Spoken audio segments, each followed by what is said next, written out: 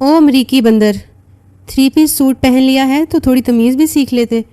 دعا انٹرویو کے لیے لیٹ ہو رہی تھی۔ جب لفٹ بند ہوتے دیکھ اس نے دروازے میں پاؤں رکھا تو اندر کھڑے شہریار حسن کے سینے سے جا ٹکرائی۔ اس کی فائل اور دوپٹہ نیچے جا گرا، مگر شہریار ٹس سے مس نہ ہوا تو دعا کا خون کھول اٹھا۔ تبھی وہ اسے ٹھیک ٹھاک سنا گئی، مگر وہ مقابل خاموش رہا۔ مبارک مس دعا، آپ کی سلیکشن ہو گئی ہے۔ آپ باس آفس سے اپائنٹمنٹ لیٹر لے لیں۔ HR مینیجر کی اطلاع پر اسے لگا جیسے اس نے دنیا فتح کر لی ہو۔ چہرے پر فخریہ مسکراہٹ سجائے وہ اندر داخل ہوئی تو باس چیئر پر شہریار کو دیکھ اس کا رنگ زرد پڑا۔ ویلکم مس دعا، آپ امریکی بندروں پر تفصیلی رپورٹ بنائیں، آپ کا پہلا ٹاسک ہے۔ کمرے میں مکمل اندھیرا چھایا ہوا تھا۔ شہریار افندی دنیا کا جانا مانا بزنس مین، شرٹ لیس، ہاتھ میں مشروب تھامے دیوار گیر ونڈو کے سامنے کھڑا پورا شہر دیکھ رہا تھا۔ شہر کی جگمگاتی ہوئی روشنی اس کے انابی لبوں پر مسکراہٹ بکھیر چکی تھی، لیکن اگلے ہی لمحے نسوانی لمس اسے اپنی کمر پر محسوس ہوا تھا۔ وہ کوئی رد عمل دیتا وہ نسوانی وجود اس سے لپٹ گیا تھا۔ اس کے چہرے کے زاویے سخت ہوئے تھے۔ چند لمحے بعد کمرے میں نسوانی آواز گونجی، جان 2 گھنٹے ہو گئے مجھے آئے ہوئے، ابھی تک تم نے مجھے اپنی قربت نہیں بخشی، اور کتنا مجھے انتظار کرنا ہوگا۔ میں تمہارے لیے آج پورا سچ کر آئی ہوں۔ میں چاہتی ہوں آج تم اپنے لمس سے مجھے سیراب کرو۔ وہ پلٹا تھا اور سوئچ پر ہاتھ مار کر کمرہ روشن کر گیا۔ اونچا لمبا دراز قد، چوڑی جسامت، کثرتی وجود، خوبصورت حسین چہرہ۔ وہ دیکھنے میں کسی ریاضت کا شہزادہ معلوم ہوتا تھا، لیکن اس شہزادے کی آنکھوں میں واضح ناگواری تھی، کیونکہ سامنے موجود لڑکی بے حد نامناسب لباس میں تھی۔ وہ لباس اس کے وجود کو ڈھانپنے میں بالکل مددگار ثابت نہیں ہو رہا تھا۔ اس لمحے اگر کوئی اور مرد اس حسین دوشیزہ کے سامنے کھڑا ہوتا، ایک لمحہ لگاتا اس کی عزت کو نوچنے میں، لیکن سامنے شہریار افندی تھا جو ایک مضبوط اعصاب کا مالک تھا۔ وہ مزید اس کے نزدیک ہوئی تھی، اس حد تک نزدیک ان دونوں کی سانسیں ایک دوسرے کے چہرے پر محسوس ہو رہی تھیں۔ وہ اپنی آنکھیں اس کی آنکھوں میں گاڑتے ہوئے بولی، آج میں چاہتی ہوں تم مجھے اپنا بنا لو، اپنی قربت بخش کر مجھے ہمیشہ کے لیے اپنا کر لو۔ میں تمہارے لیے آج ہر حد پار کر کے آئی ہوں۔ شدت جذبات سے اس کی آواز لرز رہی تھی۔ ابھی وہ مزید کچھ کہتی جب اچانک شہریار نے اپنا بازو اس کی کمر کے گرد لپیٹا تھا۔ ایک لمحے کے لیے ساجدہ کی دھڑکن تیز ہوئی تھی، لیکن چہرے کی مسکراہٹ ایک لمحے بھی غائب نہیں ہونے دی تھی۔ وہ مزید اسے اپنے قریب کھینچ چکا تھا۔ وہ اس کی آنکھوں میں دیکھتے ہوئے بولا، ایک لمحہ لگے گا، اگر میں نے ایک جھٹکا دیا تمہاری کمر کی ہڈی ٹوٹ جائے گی۔ وہ پریشانی سے اسے دیکھنے لگی تھی۔ وہ مزید بولی، تمہیں کیا لگا تھا اس کمرے میں بلا کر میں تمہیں اپنی قربت بخشوں گا؟ اس قابل ہو تم؟ نہ جانے کتنے مردوں کا بستر گرم کر چکی ہو تم جیسی عورت کے قریب جا کر خود کو برباد کروں گا؟ پاگل سمجھا ہوا ہے مجھے؟ وہ جو اس کے لبوں سے اپنے لیے محبت بھرے الفاظ کی منتظر تھی، اس کے لمس کی منتظر تھی، اس کے الفاظ سن کر چہرہ یک دم سرخ ہوا تھا۔ اہانت کے احساس سے وہ پوری لال ہو گئی تھی۔ اگلے ہی لمحے شہریار اسے دور جھٹک چکا تھا۔ وہ بے اختیار زمین بوس ہوئی تھی۔ شہریار نے اپنی شرٹ اٹھائی تھی اور پہنی تھی، ٹیبل پر رکھے ہوئے کاغذات اٹھا کر اس کے منہ پر مارے تھے اور نہایت سخت لہجے میں بولا، اپنے باپ سے کہہ دینا ان کاغذات پر دستخط کر دے، ورنہ اس کا کاروبار، اس کی جائیداد اور اس کی یہ بازارو بیٹی میرے ہاتھوں میں مسل دی جائے گی اور پھر سب تباہ ہو جائے گا۔ تمہیں بلانے کا مقصد تھا تمہیں تمہاری اوقات یاد دلانا۔ تم میرے پاؤں کی دھول بھی نہیں ہو۔ تم جیسی عورت کو میں اپنے سامنے کھڑا کرنا پسند نہیں کرتا۔ تمہیں کیا لگا تھا میں تمہارے ساتھ بستر پر وقت گزاروں گا؟ تم 1000 بار اپنا وجود دو پھر بھی نہیں لوں گا، تب بھی میں تمہیں ہاتھ لگانا پسند نہیں کروں گا۔ جو عورت اپنا آپ مردوں کے سامنے پیش کرے، خود کو کھانے کے طور پر مرد کو دے، ایسی عورت پر میں 1000 بار لعنت بھیجتا ہوں۔ بے شک میری تربیت، میرا وقت لندن میں گزرا ہے، لیکن ایک بات ذہن نشین کر لو لڑکی، میں آج بھی پاکستانی ہوں اور یہ میرے لیے زنا ہے۔ میں مر سکتا ہوں لیکن یہ نہیں کروں گا۔ اپنے باپ کو کہہ دینا چال بہت اچھی چلی ہے، لیکن کھلاڑی اس نے اپنے لیے اچھا منتخب نہیں کیا۔ یہ کہہ کر وہ بنا پلٹے کمرے سے نکل گیا۔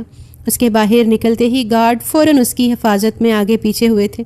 آخر کو بزنس کی دنیا کا جانا مانا شخص تھا، جس نے کم عمری میں ہی اتنا نام کمایا تھا کہ لوگ اس کے سامنے سر اٹھاتے ہوئے بھی گھبراتے تھے۔ اندر بیٹھی ساجدہ غصے سے لال سرخ ہو چکی تھی۔ اگلے ہی لمحے اس نے ٹیبل سے گلاس اٹھا کر دیوار پر دے مارا تھا۔ کانچ کا گلاس کئی حصوں میں تقسیم ہو گیا تھا۔ وہ غصے سے چلائی، آہ شہریار افندی، اگر میں نے تمہیں برباد نہیں کیا تو میرا نام ساجدہ سلمان نہیں۔ بہت گھمنڈ ہے نا تمہیں اپنی تربیت پر، اپنے وجود پر۔ تمہیں ایک وقت بعد اپنے سامنے گھٹنوں کے بل بٹھاؤں گی۔ تمہاری صرف ایک کمزوری میرے ہاتھ آنے دو۔ تمہیں برباد نہ کیا تو میرا نام ساجدہ نہیں۔ وہ اسے یونیورسٹی سے جانتی تھی۔ لندن میں ان دونوں نے تعلیم ساتھ حاصل کی تھی۔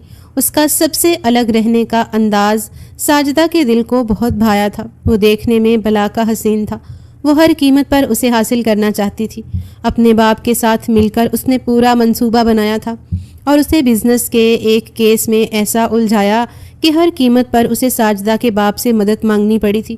لیکن جیسے ہی شہریار کو ساجدہ اور اس کے باپ کی پلاننگ کی سمجھ آئی، اگلے ہی لمحے وہ اپنے لیے ایک دوسرا راستہ اختیار کر گیا تھا اور آج ساجدہ کو بلا کر اسے اس کی اوقات یاد دلائی تھی۔ لیکن وہ نہیں جانتا تھا اس بار وہ اپنے لیے کتنا بڑا گڑھا کھود چکا ہے۔ دوسری جانب اس پر تیش حویلی میں خاموشی چھائی ہوئی تھی۔ رات کی تاریکی ہر سو پھیلی ہوئی تھی۔ وہ معصوم حسین دوشیزہ حویلی کی لاڈلی شہزادی نائٹ ڈریس پہنے بکھرے بالوں کے ساتھ شاہد صاحب کے کمرے کے باہر کھڑی ہوئی تھی۔ اس کے معصوم نقوش سختی میں ڈھلے ہوئے تھے۔ آنکھوں میں عزم سجائے وہ اپنی بات منوانے کے لیے تیار تھی۔ گہری سانس لے کر اس نے دروازے پر دستک دی تھی۔ پہلی دستک پر ہی اسے اندر سے اجازت مل گئی تھی۔ آ جاؤ، دروازہ کھلا ہے۔ ان کی بھاری آواز سن کر اس کے دل کی دھڑکن تیز ہوئی تھی۔ ایک لمحے کے لیے دل کیا دروازے سے ہی لوٹ جائے۔ جانتی تھی نانا میاں کا موڈ اگر خراب ہوا اس کے لیے مشکل ہوگی، مگر وہ ہمت ہارنا نہیں چاہتی تھی۔ دروازہ کھول کر اندر داخل ہوئی۔ وہ صوفے پر بیٹھے معمول کے مطابق کتاب پڑھ رہے تھے۔ ایک خاموش نظر انہوں نے اس کے وجود پر ڈالی تھی اور پھر دوبارہ اپنی نظریں کتاب پر ٹکا لی تھیں۔ اس کے انداز سے ہی انہیں علم ہو گیا تھا وہ کیا کہنے آئی ہے۔ وہ کچھ دیر انہیں ٹیڑھی نظروں سے گھورتی رہی تھی اور پھر اپنا پاؤں زمین پر پٹک کر بولی، آپ آج فیصلہ کر لیں، یا تو آپ کی نواسی یا پھر آپ کی پسند کی ہوئی نوکری۔ ہم دونوں میں سے آپ کو صرف ایک ملے گا۔ اگر آپ نے مجھے زبردستی نوکری پر لگایا تو یہ بات آپ ذہن نشین کر لیں نانا میاں، میں کبھی بھی ہنسوں گی نہیں، نہ وقت پر کھانا کھاؤں گی اور نہ وقت پر سوؤں گی۔ اس کی بات سن کر انہوں نے کتاب بند کی تھی اور اسے مکمل توجہ سے دیکھا تھا۔ بھالو کے ڈیزائن کا نائٹ سوٹ پہنے وہ آج بھی 5 سالہ دعا لگ رہی تھی جو اس گھر میں آئی تھی۔ اس کی شرارتوں سے اور اس کے کہکہوں سے ملک ولا گونجتا تھا۔ اگر واقعی ان کی ضد نے ان کی معصوم سی دعا کو کہیں کھو دیا تھا تو خود کو وہ کبھی معاف نہیں کر پائیں گے۔ لیکن اپنی بیٹی کے خدشات یاد کر کے انہوں نے چہرے پر سختی طاری کی تھی اور بولے، مجھے نوکری ہی چاہیے، آگے جا کر میرا کاروبار تمہیں سنبھالنا ہے، لیکن نہ تمہارے پاس تجربہ ہے اور نہ تم مستقل مزاج ہو۔ اگر ایسا چلتا رہا تو میں سڑک پر آ جاؤں گا۔ بہتر ہوگا ابھی جاؤ اور آرام کرو، صبح سیدھا ایسے انڈسٹری چلی جانا۔ ان کی بات سن کر اس کے چہرے کے زاویے ناراضگی میں ڈھلے تھے۔ وہ انہیں دیکھتے ہوئے بولی، یہ جو آپ اتنے تیز ہوئے ہیں نا، سب پتہ ہے مجھے، یہ امی کی پڑھائی ہوئی پٹی ہے۔ ایک بات یاد رکھیے گا، اگر میرے ساتھ وہاں کسی نے سختی کی یا مجھ پر کام کا دباؤ ڈالا تو یہ جو آپ کی گرے آنکھیں ہیں نا، ان سے کنچے نکالوں گی۔ ابھی آپ مجھے جانتے نہیں ہیں۔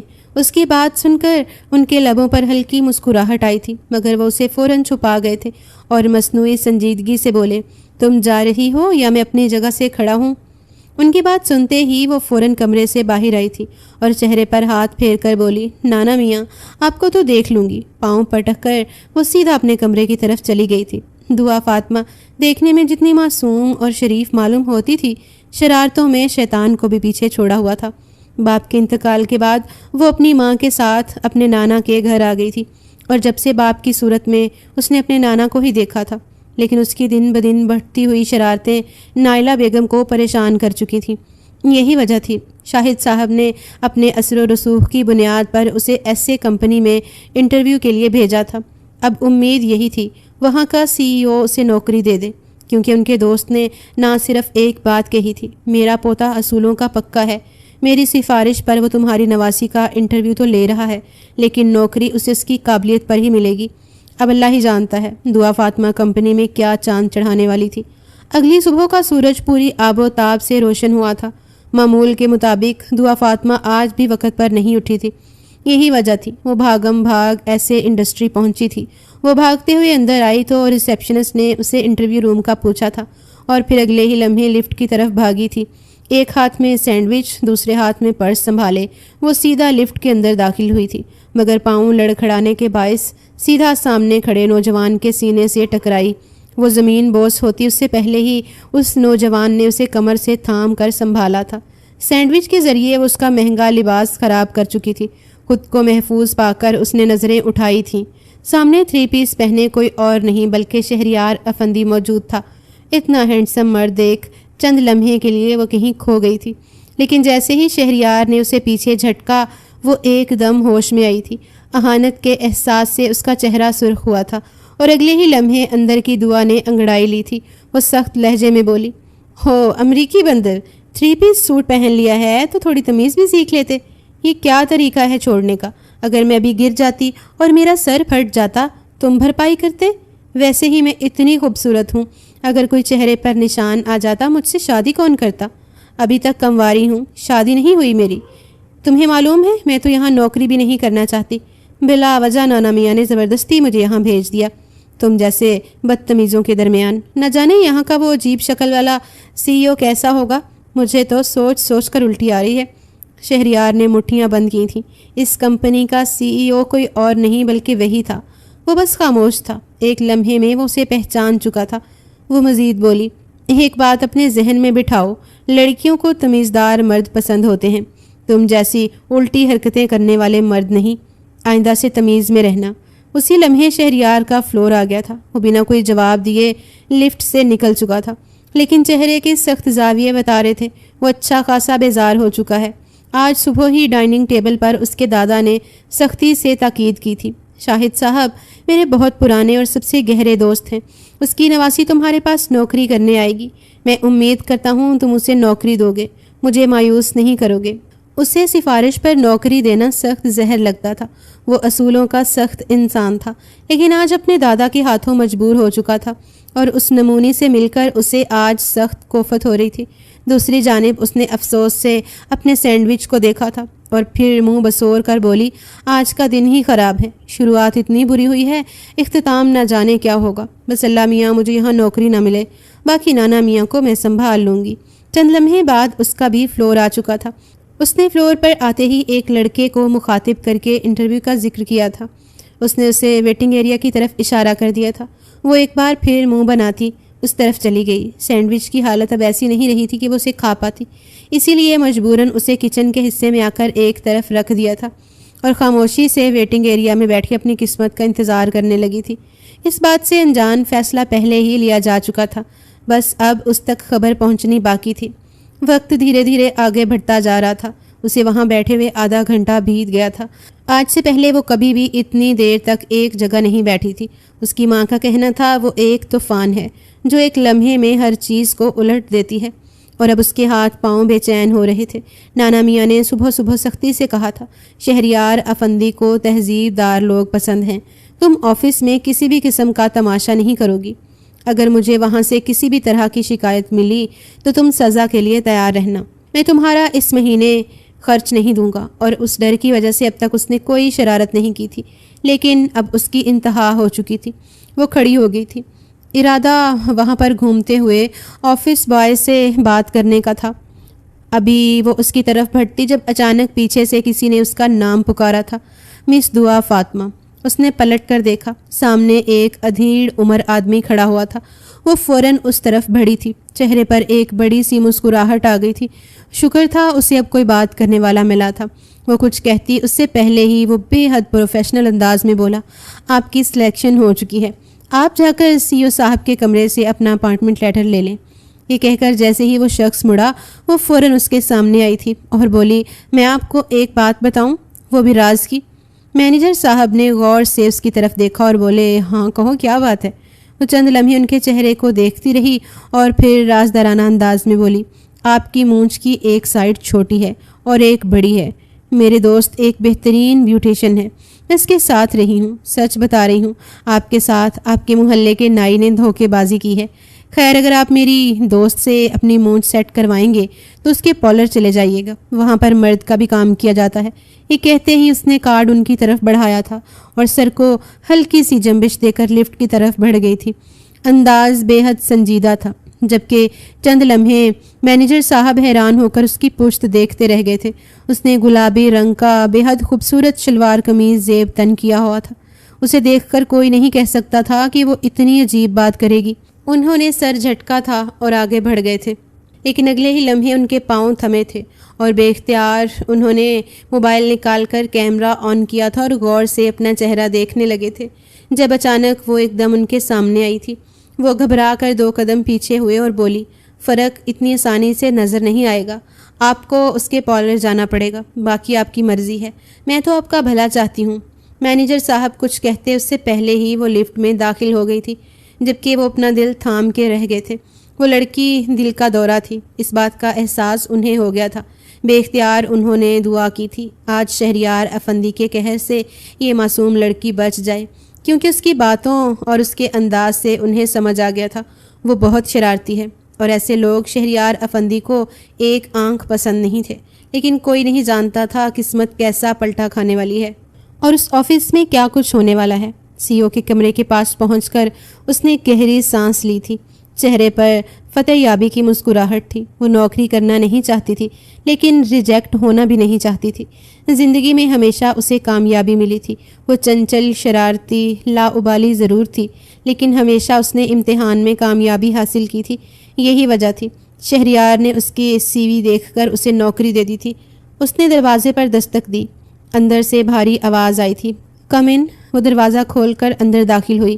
ابھی وہ سلام کرتی، جیسے ہی اس کی نظر سامنے موجود کرسی پر بیٹھے شخص پر گئی، وہ اپنی جگہ پتھر کی ہو چکی تھی، کیونکہ سامنے کوئی اور نہیں بلکہ شہریار افندی موجود تھا، جس سے ابھی کچھ دیر پہلے لفٹ میں ٹکر ہوئی تھی۔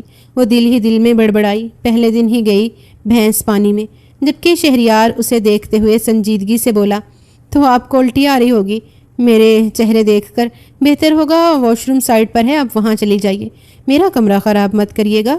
وہ انگلیاں چٹاختے ہوئے بولی، دراصل وہ ایسی بات ہے کہ ابھی وہ مزید کچھ کہتی اس سے پہلے ہی وہ بولا، انگلیاں چٹکانا بری عادت ہوتی ہے، مت کرو ایسا۔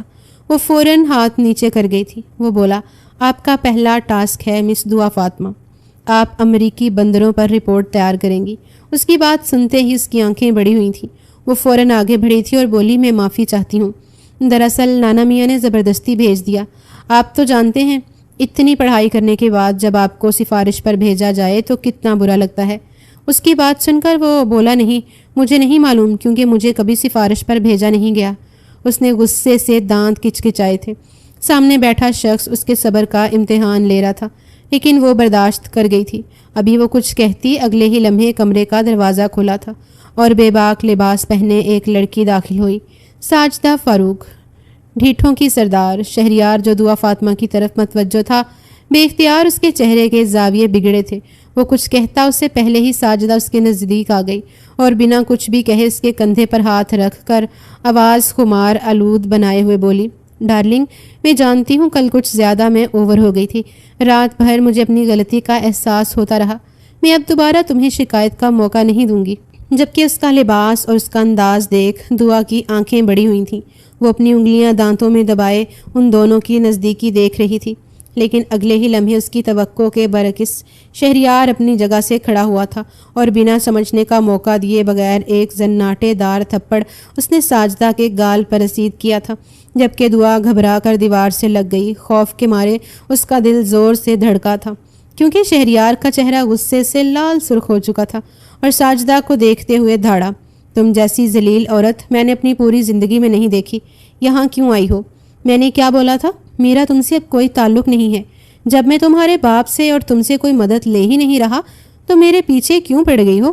اگلے ہی لمحے وہ سیدھی ہوئی تھی، تھپڑ کا نشان چہرے پر واضح تھا، مگر وہ ڈٹھائی سے مسکراتے ہوئے بولی، آخر کو میں تم سے محبت کرتی ہوں، اور ساجدہ محبت میں اگلے کو برباد کر دیتی ہے تو تم اپنی بربادی کے لیے تیار رہو۔ شہریار افندی، یہ تھپڑ میں مرتے دم تک نہیں بھولوں گی۔ تم نے تابوت میں آخری کیل ٹھوک دی ہے، اس کا نتیجہ تمہیں بھگتنا ہوگا، جسٹ ویٹ اینڈ واچ۔ یہ کہہ کر وہ باہر کی طرف بڑھی تھی۔ جب اچانک اس کی نظر گھبرائی ہوئی دعا پر گئی تھی اور پھر چپ چاپ وہ کمرے سے نکل گئی تھی۔ اس کے جانے کے بعد اس نے بے اختیار ٹیبل پر زور سے ہاتھ مارا تھا۔ آدھا سامان زمین بوس ہو گیا تھا۔ اس بار دعا کی ہلکی سی چیخ نکلی تھی۔ آج تک اس نے کبھی کسی کو اس طرح غصے میں نہیں دیکھا تھا۔ وہ شرارتی ضرور تھی لیکن باہمت بھی تھی۔ شہریار نے سر اٹھایا۔ وہ کافی ڈری ہوئی لگ رہی تھی۔ آنکھوں میں ہلکی نمی چمک رہی تھی۔ نہ چاہتے ہوئے بھی وہ اپنا غصہ قابو کر چکا تھا اور اسے دیکھتے ہوئے نرمی سے بولا، مس دعا فاطمہ، آپ کل سے آفس جوائن کر سکتی ہیں۔ صبح 8 بجے آپ کو آفس میں ہونا ہے۔ میرے تمام ذاتی کام آپ کریں گی۔ فی الحال میری سیکرٹری چھٹی پر ہے، آپ اس کی جگہ پر ہیں۔ جب وہ آئے گی تو آپ کو آپ کی اصل پوزیشن مل جائے گی۔ آپ کو کچھ وقت کے لیے صرف ٹرائل پر رکھا جا رہا ہے۔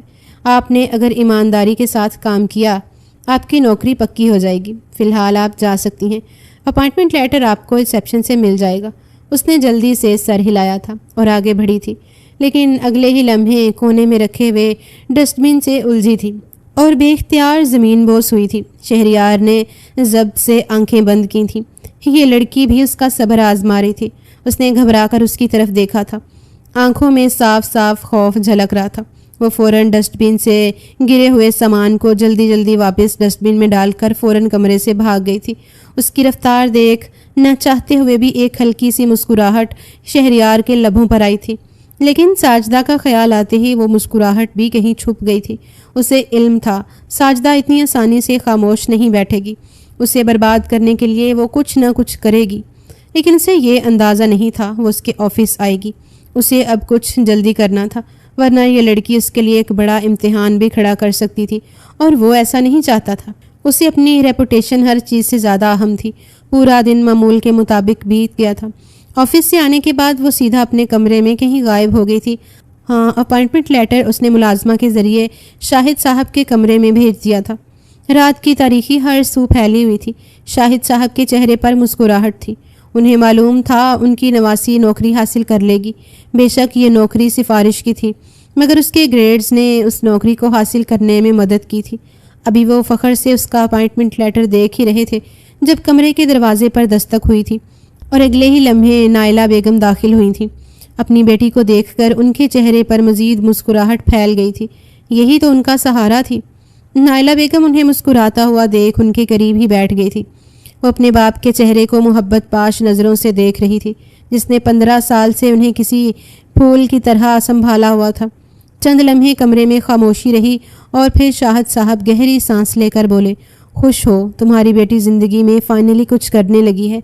وہ بولی، میں خوش ہوں، لیکن ڈر بھی لگ رہا ہے۔ یہ لڑکی جتنی بڑی طوفان ہے، نہ جانے کیا کرے گی۔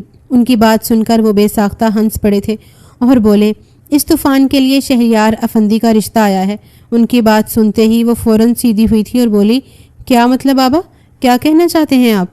انہوں نے آگے بڑھ کر اپنی بیٹی کے دونوں ہاتھ تھام لیے تھے اور بولے، جتنی شرارتی اور چنچل ہماری دعا ہے، میں چاہتا ہوں اس کی زندگی ہمیشہ ایسے رہے۔ شہریار افندی کو میں ذاتی طور پر جانتا ہوں۔ لندن میں رہنے کے باوجود اس نے آج تک کبھی کوئی غیر اخلاقی حرکت نہیں کی۔ چند ہی سالوں میں اس نے اپنے دادا کے کاروبار کو آسمان کی بلندی پر پہنچا دیا۔ ماں باپ بچپن میں ہی گزر گئے تھے۔ صدیقی صاحب نے اس کو پالا ہے۔ جب میں ان کے گھر دعا کی سفارش کرنے گیا تھا تب انہوں نے میرے سامنے اپنے پوتے کا رشتہ رکھا۔ ان کا کہنا ہے وہ اب اس کی شادی کرنا چاہتے ہیں، لیکن وہ رضامند نہیں ہے اور وہ اپنے گھر کے لیے ایک ایسی بہو چاہتے ہیں جس گھر میں رونق لگائے۔ میں کچھ دیر وہاں بیٹھا تھا اور میری بہت مختصر سی ملاقات شہریار افندی سے ہوئی تھی، لیکن وہ مجھے میری دعا کے لیے بہت اچھا لگا۔ یہی وجہ تھی کہ میں اور صدیق صاحب چاہتے تھے وہ دونوں ایک ساتھ کام کریں، ایک دوسرے کو سمجھیں۔ میرے خیال سے ہمیں اس طرف سوچنا چاہیے۔ ان کی بات سن کر وہ بالکل خاموش ہو گئی تھی۔ چہرے پر اداسی چھا گئی تھی۔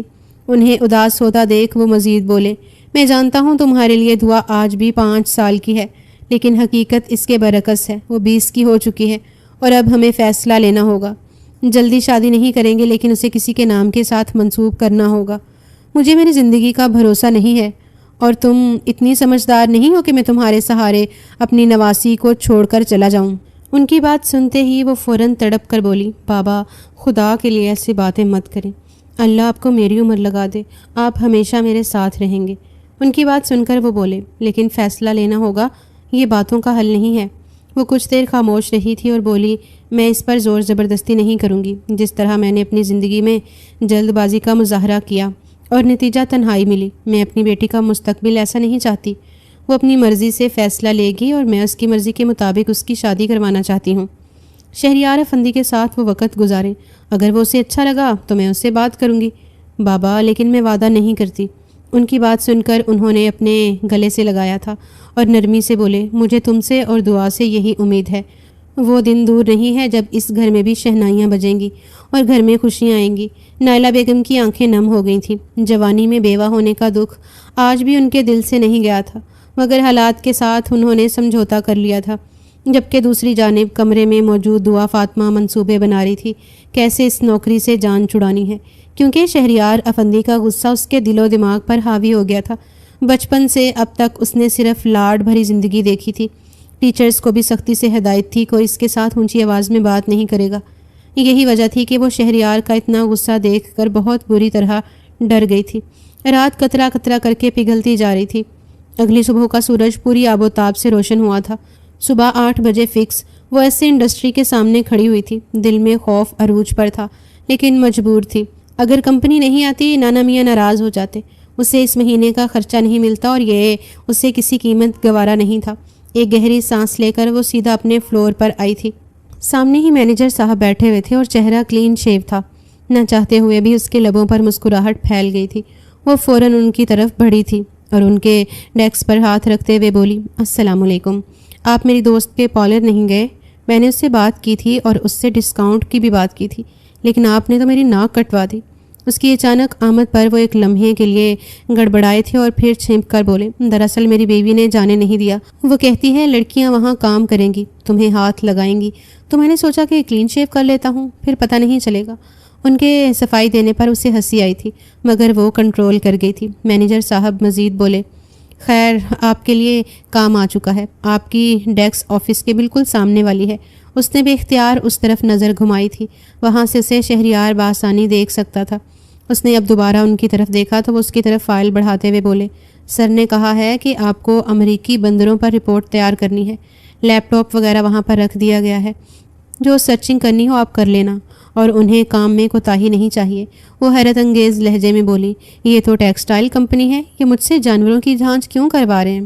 وہ بولے، یہ بات مجھے بھی سمجھ نہیں آئی تھی، میں نے ان سے پوچھا بھی تھا مگر انہوں نے خاموش کروا دیا تھا، اور آج آپ پورے 10 منٹ لیٹ آئی ہیں۔ آج میں کچھ نہیں کہہ رہا، لیکن اب اگر آپ کو دیری ہوئی تو مجھے رپورٹ آگے کرنی ہوگی۔ جبکہ وہ بنا کوئی جواب دیے خاموشی سے آ کر بیٹھ گئی تھی۔ گھور کر اس نے اندر بیٹھے شہریار کو دیکھا تھا اور خاموشی سے کام میں لگ گئی تھی۔ تقریباً 1.5 گھنٹے اسے رپورٹ تیار کرنے میں لگ گئے تھے، اور پھر وہ رپورٹ لیے سیدھا مینیجر صاحب کے پاس آئی تھی، اور انہوں نے حکم کے مطابق اسے شہریار کے آفس کی طرف روانہ کر دیا تھا۔ دروازے پر ہلکی دستک دے کر وہ اندر داخل ہوئی۔ سامنے ہی وہ ایک فائل پر جھکا مصروف تھا۔ اس کی آمد پر اس نے سر اٹھایا تھا۔ وہ فوراً سلام کر کے اس کے قریب آئی تھی۔ وہ جو اسے اس بات پر سخت سنانے کا ارادہ رکھتا تھا کہ اجازت کے بغیر اندر نہیں آؤں گی، اس کے چہرے کی معصومیت دیکھ خاموش ہو گیا تھا۔ وہ اس کے سامنے فائل رکھتے ہوئے بولی، میں نے امریکی بندروں پر پوری تفصیل سے رپورٹ تیار کی ہے، لیکن سر میں کنفیوز ہوں، یہ ایک ٹیکسٹائل کمپنی ہے، آپ مجھ سے یہ کام کیوں کروا رہے ہیں؟ اس کی فائل پر اس نے ایک نظر ڈالی تھی اور بولا، کیونکہ آپ کو انسان امریکی بندر لگتے ہیں، میں چاہتا ہوں آپ جان پائیں کون انسان ہے اور کون بندر۔ جبکہ وہ خاموشی سے سر جھکا گئی تھی۔ اسے معلوم تھا یہ اسے بولنے کی سزا ہے۔ نہ جانے کہ اس کا خاموش ہونا شہریار کو عجیب لگا تھا۔ کہنے کو اس کے ساتھ اس کی تیسری ملاقات تھی، لیکن اس لڑکی میں ایک الگ اپنائیت تھی۔ وہ اسے دیکھتے ہوئے بولا، کل ڈر گئی تھی تم؟ اس کی بات سنتے ہی اس نے سر اٹھایا تھا اور زور و شور سے سر ہاں میں ہلا کر بولی، مجھے بالکل امید نہیں تھی۔ آپ اس کے منہ پر تھپڑ ماریں گے؟ ویسے اس نے کام تو تھپڑ کھانے والا ہی کیا تھا، لیکن وہ ایک عورت ہے، آپ اس پر ہاتھ کیسے اٹھا سکتے ہیں؟ میں نے سنا ہے ہینڈسم لڑکے لڑکیوں کی بہت عزت کرتے ہیں، لیکن آپ تو بالکل الگ ہیں۔ وہ بنا سٹاپ کے شروع ہو چکی تھی، جبکہ شہریار اسے خاموش نظروں سے دیکھ رہا تھا۔ چند لمحے بعد جیسے ہی اسے اپنی بے تکلفی کا اندازہ ہوا، وہ خاموش ہو گئی تھی اور سر جھکا چکی تھی۔ اسے خاموش ہوتا دیکھ وہ نرمی سے بولا، کچھ لوگ تھپڑ کے ہی حقدار ہوتے ہیں۔ میں نے اسے تھپڑ اس لیے نہیں مارا کہ وہ میرے نزدیک آئی، بلکہ تھپڑ میں نے اسے اس لیے مارا تھا کہ وہ اپنی حد بھول رہی تھی۔ میں شہریار افندی ہوں، اس کمپنی کا CEO، چیئرمین کا پوتا۔ اگر میں ہر لڑکی کو لفٹ کراؤں گا، اس کے ساتھ رنگ رلیاں مناؤں گا، تو کیا میں اس کمپنی کو چلا سکتا ہوں؟ اس نے سر نفی میں ہلایا تھا۔ وہ مزید بولا، کل کے لیے میں معذرت چاہتا ہوں۔ میرا ارادہ تمہیں خوف زدہ کرنے کا نہیں تھا، بلکہ میں کسی کو بھی خوف زدہ نہیں کرنا چاہتا۔ کل حالات ہی ایسے پیدا ہو گئے تھے کہ میں تم پر دھیان نہیں دے پایا۔ خیر، تمہارے نانا کیسے ہیں؟ وہ ہوش میں آئی تھی۔ جتنا برا وہ اسے سمجھ رہی تھی اتنا برا وہ نہیں تھا۔ وہ ہلکی مسکراہٹ لیے بولی، نانا میاں بالکل ٹھیک ہیں، کہہ رہے تھے شہریار سے کہنا میرے ساتھ نرمی رکھے۔ وہ بے اختیار مسکرایا تھا اور بولا، یہ سفید جھوٹ ہے، کیونکہ جب میری ان سے ملاقات ہوئی تھی انہوں نے صاف بولا تھا تمہارے ساتھ سختی کی جائے۔ دعا کے چہرے کے زاویے تبدیل ہوئے تھے، آنکھیں گھومی تھیں، جبکہ وہ اس ادا پر بے اختیار ہلکا مسکرایا تھا اور اس کی طرف ایک فائل بڑھاتے ہوئے بولا، یہ مینیجر صاحب کے پاس لے جاؤ، تمہیں آگے کیا کام کرنا ہے وہ سمجھا دیں گے، اور دوپہر کا کھانا میرے ساتھ کھانا۔ جبکہ وہ ایک لمحے کے لیے چونکی تھی، مگر پھر سر ہلا کر باہر کی طرف بڑھ گئی تھی۔ اس کے جاتے ہی وہ ہلکا مسکرایا تھا۔ یہ کل سے دوسری بار ہوا تھا جب شہریار افندی مسکرایا تھا، ورنہ وہ اور مسکرائے ایسا ممکن کب تھا؟ اس کی مسکراہٹ دیکھنے کے لیے آفس کا ہر شخص منتظر تھا۔ وقت کی رفتار دھیرے دھیرے آگے بڑھتی جا رہی تھی۔ اسے آفس آئے ہوئے 15 دن بیت گئے تھے۔ اس درمیان اسے 15,000 دفعہ شہریار نے چھوٹی چھوٹی باتیں سمجھائی تھیں، اور بنا ماتھے پر بل ڈالے آفس میں اب خسر پھسر ہونے لگی تھی۔ ان کا آپس میں کوئی تعلق ہے، ورنہ ایک ذرا سی غلطی پر شہریار اگلے کو سنا کے رکھ دیتا تھا، مگر اب تک وہ اسے ڈانٹ نہیں پایا تھا۔ پہلی ملاقات میں جو ڈر شہریار نے اس کے چہرے پر دیکھا تھا، نہ جانے کیوں وہ ڈر اسے اچھا نہیں لگا تھا، اور اب وہ دوبارہ اس کے چہرے پر وہ خوف نہیں دیکھنا چاہتا تھا۔ معمول کے مطابق آج اسے کام ختم کرتے کرتے کافی دیر ہو گئی تھی۔ آفس کے تمام لوگ جا چکے تھے اور اب آخری وہ تھی۔ وہ بھی اس کے آفس میں جھانک کر اسے خدا حافظ بول کر نکل گئی تھی۔ ابھی کچھ ہی دیر گزری تھی جب اس کا موبائل فون بج اٹھا تھا۔ اس نے موبائل دیکھا، سامنے انجان نمبر تھا۔ اسے بھی گھر کے لیے نکلنا تھا، لیکن مسلسل بجتے موبائل کو نظر انداز نہیں کر پایا تھا اور کال ریسیو کی تھی۔ دوسری جانب کچھ دیر خاموشی چھائی رہی تھی اور پھر ساجدہ کی آواز گونجی، لندن میں ایک سارا تھی، کیا تمہیں وہ یاد ہے؟ یا میں اس کا بایو ڈاٹا تمہارے آفس بھیجوں؟ اس کی بات سنتے ہی اس کی آنکھوں میں خون اتر آیا تھا۔ وہ بے اختیار اپنی جگہ سے کھڑا ہوا تھا اور چلا کر بولا، میں تمہاری جان لے لوں گا ساجدہ، کیوں میرے پیچھے پڑ گئی ہو؟ جب کہہ دیا ہے مجھے تم سے کوئی دلچسپی نہیں ہے تو کیوں میرے پیچھے بھاگ رہی ہو؟ میں ایک سایہ ہوں جس سے تمہیں کچھ حاصل نہیں ہوگا۔ وہ بولی، تم نے ایک معمولی امپلائی کے سامنے میرے اوپر ہاتھ اٹھایا، ہوٹل میں میری پیشکش کو ٹھکرایا، مجھے ذلیل کیا، ساجدہ فاروقی کو۔ تمہیں لگتا ہے میں اتنی آسانی سے تمہیں جانے دوں گی؟ تم بس دیکھتے جاؤ تمہیں کیسے میں ذلیل کرتی ہوں۔ وہ مزید کچھ کہتی اس سے پہلے ہی وہ دیوار پر اپنا موبائل مار کر توڑ چکا تھا۔ اسے عجیب سا درد اپنے سینے میں اٹھنے لگا۔ وہ بے اختیار سر نفی میں ہلا کر بولا، نو نو نو نو، ایسا نہیں ہو سکتا شہریار، تمہیں ہمت کرنی ہوگی۔ لیکن اس کی آنکھوں کے سامنے اندھیرا چھانے لگا تھا، اس کی حالت خراب ہونے لگی تھی اور اگلے ہی لمحے وہ بے جان ہو کر زمین پر ڈہ گیا تھا۔ ابھی چند لمحے گزرے تھے جب بھاگتی ہوئی دعا اپنی ڈیسک کے قریب آئی تھی۔ جلد بازی میں وہ اپنا موبائل بھول گئی تھی۔ ابھی وہ موبائل اٹھا کر پلٹتی، اگلے ہی لمحے اس کی نظر شہریار کے آفس پر گئی تھی۔ وہ زمین بوس تھا۔ بنا کچھ بھی سوچے وہ فوراً کمرے میں داخل ہوئی تھی۔ اس کی آنکھیں بند تھی اور سانس بھی بہت ہلکی چل رہی تھی۔ اس نے فوراً انٹرکام اٹھا کر نیچے موجود گارڈز کو اوپر آنے کا حکم دیا تھا اور ایمبولینس کو بھی کال کی تھی۔ دل کی دھڑکن تیز ہو گئی تھی۔ اسے تکلیف میں دیکھ اس کا اپنا دل بھی بے چین ہوا تھا۔ وہ گارڈز کی مدد سے فوراً اسے ہسپتال لے کر پہنچی تھی۔ راستے میں اس نے شاہد صاحب کو فون کر کے صورتحال سے آگاہ کیا تھا اور ساتھ انہیں تاکید کی تھی کہ اس کے دادا کو آپ خبر پہنچا دیں، کیونکہ اس کے پاس ان کا نمبر نہیں ہے۔ ہسپتال پہنچتے ہی اسے ایمرجنسی میں لے گئے تھے۔ وہ وہیں بیٹھ چکی تھی۔ ہوا کیا تھا اسے خود معلوم نہیں تھا۔ تقریباً آدھے گھنٹے بعد شاہد صاحب اور صدیق صاحب سامنے سے آتے ہوئے نظر آئے تھے۔ وہ فوراً ان کی طرف بڑھی تھی۔ صدیق صاحب کے چہرے کی ہوائیاں اڑی ہوئی تھیں۔ انہیں معلوم ہو گیا تھا اسے ہوا کیا ہے۔ وہ فوراً اپنے نانا کے قریب گئی تھی اور انہیں صورتحال سے آگاہ کرنے لگی تھی، جبکہ سب بے صبری سے اب ایمرجنسی وارڈ کو دیکھ رہے تھے۔ تقریباً 15 منٹ بعد ڈاکٹر صاحب باہر آئے تھے۔ تینوں فوراً ڈاکٹر کی طرف متوجہ ہوئے تھے، جبکہ صدیق صاحب کو دیکھتے ہی ڈاکٹر نے ادب سے سلام کیا تھا۔ وہ اس ہسپتال کے سب سے بڑے ڈونر تھے۔ وہ صدیق صاحب کو دیکھتے ہوئے بولے، ان کو پینک اٹیک آیا ہے، میں نے پہلے بھی آپ کو یہ بات سمجھائی تھی، پریشانی کی بات سے انہیں دور رکھیں۔ آج تک یہ اپنے بچپن کے ٹراما سے باہر نہیں آئے ہیں۔ اگر اسی طرح ان کو دوبارہ پینک اٹیک آیا، ان کی جان کو خطرہ ہو سکتا ہے۔ صدیقی صاحب بے اختیار رونے لگے تھے۔ آگے بڑھ کر دعا نے ان کو سنبھالا۔ وہ سر جھکا کر بولے، اسے کچھ ہو گیا تو میں جیتے جی مر جاؤں گا۔ میرے بیٹے کی آخری نشانی ہے وہ کیوں کر رہا ہے اپنے ساتھ ایسا؟ میں کیا کروں؟ شاہد صاحب بھی ان کے قریب بیٹھ گئے تھے اور انہیں حوصلہ دینے لگے تھے، جبکہ دعا نم آنکھوں سے شہریار کے وارڈ کو دیکھ رہی تھی۔ جتنا مضبوط وہ اسے سمجھتی تھی اتنا مضبوط وہ تھا نہیں۔ تقریباً 1 گھنٹہ وہ شاہد صاحب کے ساتھ وہیں رہی تھی اور پھر وہ دونوں گھر لوٹ آئے تھے۔ راستے میں بھی ان دونوں کے درمیان کوئی بات چیت نہیں ہوئی تھی، لیکن دعا کی پریشانی شاہد صاحب کو مزید ٹینشن میں مبتلا کر چکی تھی۔ وہ اپنی نواسی کا حال اپنی بیٹی جیسا نہیں چاہتے تھے اور اسی ایک چیز کو دیکھ ان کا دل گھبرا رہا تھا۔ کیا ان کا فیصلہ درست ہے؟ یہی ایک بات انہیں بے چین کر رہی تھی۔ وقت کی رفتار اور تیزی سے آگے بڑھتی جا رہی تھی۔ 2 دن بیت چکے تھے، شہریار آفس نہیں آیا تھا اور اب وہ بے چین ہو رہی تھی۔ شاہد صاحب کے ذریعے اسے معلوم ہوا تھا ہسپتال سے اسے ڈسچارج کر دیا گیا تھا اور اب وہ اپنے گھر پر آرام کر رہا ہے۔ آج وہ آفس نہیں گئی تھی بلکہ پھولوں کا گلدستہ لیے صدیق صاحب کے بنگلے پر آئی تھی۔ ایڈریس اس نے اپنے نانا سے لے لیا تھا، وہ اسے وہاں بھیجنا نہیں چاہتے تھے۔ اس کی طبیعت کو دیکھ ان کا دل عجیب ہو رہا تھا۔ کیا یہ رشتہ درست ہے؟ مگر اس کی بے چینی بھی ان کی آنکھوں سے اوجھل نہیں تھی۔ اس کی آمد پر گارڈز نے فوراً اطلاع پہنچائی تھی۔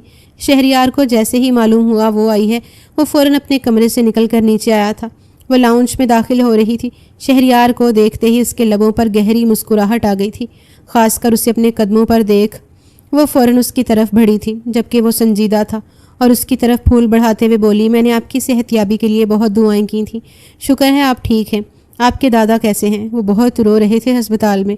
اس کی بات سن کر وہ بولا، یہاں کیسے آنا ہوا اور گھر کا ایڈریس کیسے ملا؟ اس کے سوال پر وہ جواب دینے کے بجائے سوالیہ بولا تھا۔ وہ نرمی سے بولی، نانا میاں سے آپ کے گھر کا ایڈریس لیا تھا، مجھے آپ کی فکر ہو رہی تھی، نہ جانے آپ کی طبیعت کیسی ہے، بس اسی لیے آ گئی۔ اگر آپ کو برا لگا ہے تو میں چلی جاتی ہوں۔ اس کی بات سن کر وہ بولا، نہیں، میں تمہیں بلانے ہی والا تھا، بلکہ میں خود تم سے ملنا چاہتا تھا۔ آؤ بیٹھو، مجھے تم سے بات کرنی ہے۔ وہ حیران ہوئی تھی، بھلا اس سے کیا بات کرنی ہے، لیکن پھر خاموشی سے اس کے ساتھ صوفے پر بیٹھ گئی تھی۔ کچھ دیر دونوں کے درمیان خاموشی رہی اور پھر شہریار اسے دیکھتے ہوئے بولا، مجھے معلوم ہے دعا فاطمہ آپ کتنی شرارتی ہیں اور میرے دادا چاہتے ہیں میری آپ سے شادی ہو جائے۔ وہ جو کچھ اور ہی سننے کا ارادہ رکھتی تھی، حیران ہو کر اسے دیکھنے لگی تھی۔ وہ مزید بولا، لیکن اس سے پہلے میں آپ کو کچھ بتانا چاہتا ہوں۔ مجھے شادی سے کوئی اعتراض نہیں ہے، میں آپ کی فیملی کو اور آپ کو بہت اچھے طریقے سے جان چکا ہوں۔ آپ کا کردار بہت پاک ہے، آپ ایک اچھی لڑکی ہیں، لیکن میں اچھا نہیں ہوں۔ لندن میں نے کئی سال گزارے ہیں، اپنی کالج کی پڑھائی، یونیورسٹی کی پڑھائی میں نے وہیں مکمل کی ہے۔ اس درمیان میری ایک گرل فرینڈ تھی سارا، مجھے نہیں معلوم تھا وہ لڑکی ڈرگ لیتی ہے۔ ہمارے درمیان بہت اچھی وابستگی تھی، مجھے اس کا بے باک انداز پسند تھا، لیکن جب مجھے معلوم ہوا وہ ڈرگ لیتی ہے، میں نے اسے سمجھایا تھا تم غلط کر رہی ہو، اپنی آنے والی نسل کے ساتھ بھی اور اپنے ساتھ بھی، کیونکہ ایسے انسان کا مستقبل موت ہے۔ وہ نہیں مانی تھی۔ کلبنگ کرنا، لڑکوں کے ساتھ گھومنا، مجھے اس کا یہ انداز پسند نہیں تھا۔ میں ایک مشرقی لڑکا تھا، اس نے میری بات نہیں مانی اور ہم دونوں الگ ہو گئے۔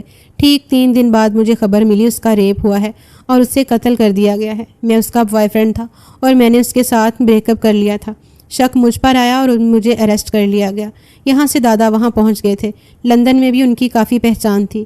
انویسٹیگیشن ہوئی، میں بے قصور نکلا اور مجھے رہائی مل گئی۔ دادا ضد پر اڑ گئے، اب تم یہاں نہیں رہو گے، اور مجھے پاکستان واپس لے آئے۔ یہاں تک سب ٹھیک تھا۔ پھر میری ملاقات ساجدہ سے ہوئی۔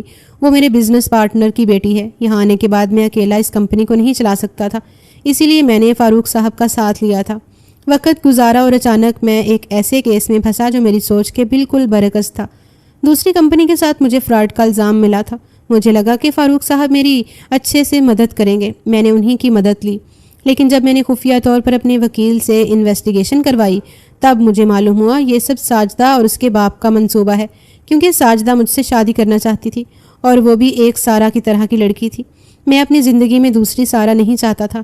اس لڑکی نے مجھے پانے کے لیے ہر حد پار کی، یہاں تک کہ اپنا آپ بھی مجھے سونپا، لیکن میں نے اسے قبول نہیں کیا، کیونکہ میں ایسی لڑکی اپنی زندگی میں اب دوبارہ نہیں چاہتا تھا۔ 2 دن پہلے جو میری طبیعت خراب ہوئی وہ ساجدہ کی وجہ سے ہوئی تھی۔ اس کا مجھے فون آیا تھا اور وہ مجھے سارہ کی دھمکی دے رہی تھی۔ جو کہ لندن میں ہوا وہ پاکستان میں کر کے مجھے بدنام کرے گی۔ میں اس قدر ٹریگر ہو گیا تھا کہ میرا دماغ قابو میں نہیں رہا اور مجھے پینک اٹیک آ گیا۔ تم جانتی ہو نا میرے ماں باپ نہیں ہیں، ان کے بعد سے مجھے یہ مسئلہ ہوا تھا۔ جب بھی کوئی بڑی پریشانی آتی ہے میرے ساتھ ایسا ہی ہو جاتا ہے۔ ان باتوں کے بعد بھی اگر تم مجھ سے شادی کرنا چاہو تو اپنا جواب اپنے نانا کے ذریعے دے دینا۔ میری طرف سے کوئی زور زبردستی نہیں ہے، تمہاری نوکری برقرار رہے گی۔ تم شادی نہیں کرنا چاہو گی اس پر مجھے کوئی اعتراض نہیں ہوگا، اور اس دن کے لیے تمہارا بہت شکریہ، تم نے میرا بہت ساتھ دیا تھا۔ وہ کہہ کر اب خاموش ہو گیا تھا۔ چند لمحے تک وہ اس کے جواب کا انتظار کرتا رہا تھا، پھر نرمی سے بولا اب تم جا سکتی ہو۔ وہ بالکل خاموش ہو کر اس کی باتیں سن رہی تھی، آنکھوں میں نمی چمک رہی تھی۔ اچانک وہ اپنی جگہ سے کھڑی ہوئی تھی اور اس کے کندھے پر ہاتھ رکھ کر دھیمی آواز میں بولی، میرے بھی بابا نہیں ہیں، میں نے بھی بہت سی محرومیاں دیکھی ہیں، لیکن میں ہمیشہ ہنس کر اپنی ہر محرومی کو چھپا لیتی۔ ہنسنا صحت کے لیے اچھا ہوتا ہے، آپ بھی ہنسا کریں۔ یہ کہہ کر وہ ٹھہری نہیں تھی بلکہ گھر سے نکل گئی تھی۔ آنکھوں سے اب آنسو بہنے لگے تھے۔ وہ بہت معصوم تھی، دوسروں کی تکلیف سن کر ان کی تکلیف کو محسوس کرتی تھی، جبکہ شہریار خاموشی سے اس کی پشت کو دیکھ رہا تھا۔ وہ لڑکی بہت انمول تھی، پہلی ملاقات سے اس کے دل میں ایک عجیب سی جگہ پا چکی تھی، اور جو 2 دن پہلے اس نے اس کے لیے کیا تھا وہ اب مزید اسے اندھیرے میں نہیں رکھنا چاہتا تھا۔ حالانکہ صدیق صاحب نے اسے منع کیا تھا، ابھی تم کسی بھی طرح کی بات دعا سے نہیں کرو گے، میں چاہتا ہوں وہ تمہیں سمجھے، تم سے محبت کرے، پھر ہم رشتے کی بات کریں گے۔ لیکن وہ ایک معصوم لڑکی کے دل سے نہیں کھیلنا چاہتا تھا۔